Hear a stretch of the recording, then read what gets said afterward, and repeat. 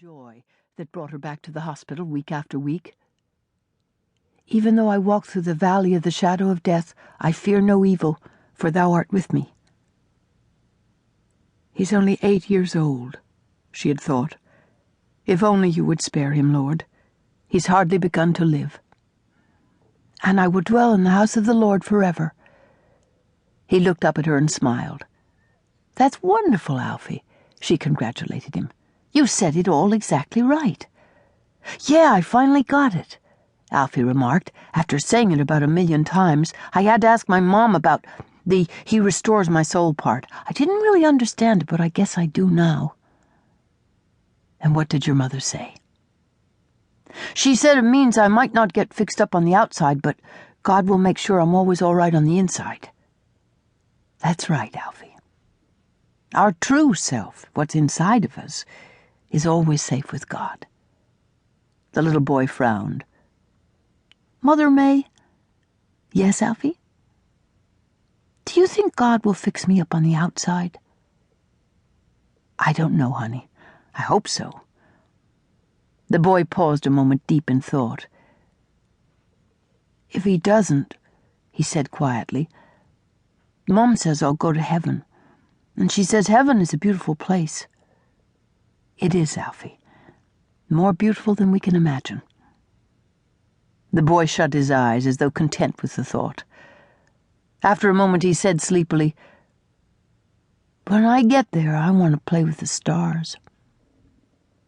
May stroked his cheek tenderly.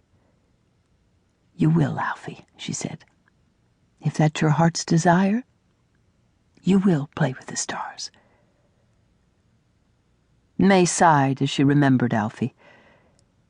She would visit him again the next afternoon, but she wondered how many more visits there would be after that. Probably not many. Take him gently, Lord, she prayed. And as she lathered up the soap between her hands, she thought of her own small grandson, and felt suddenly thankful for his life and health. She was glad her daughter and son-in-law lived nearby so she could spend lots of time with Sammy. Lately, Ellen had been dropping Sammy off on her way to a photography class at the community college. After the class, Ellen put in a few hours at her part-time job and didn't return until early evening. Sammy, at 2 years old, was a non-stop bundle of activity and chatter. He loved to sing, to color, to turn somersaults across his grandmother's queen-sized bed. He especially loved to ride the rocking horse his grandmother had bought for his visits to her home. He rode like a wild man, one hand clenching the handlebar, the other waving an imaginary lasso as he pretended to be the Lone Ranger, whom he'd seen in reruns on television.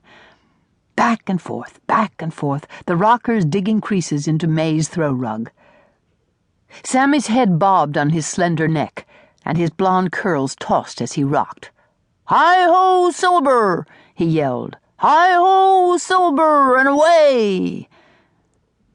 To add to May's joy, a second grandchild was on the way. In another 2 months or so, Sammy would have a little brother or sister to play with, and she would have another grandchild to love and coddle. Her only nagging sorrow was that her husband wasn't here to share the gifts of life's middle years.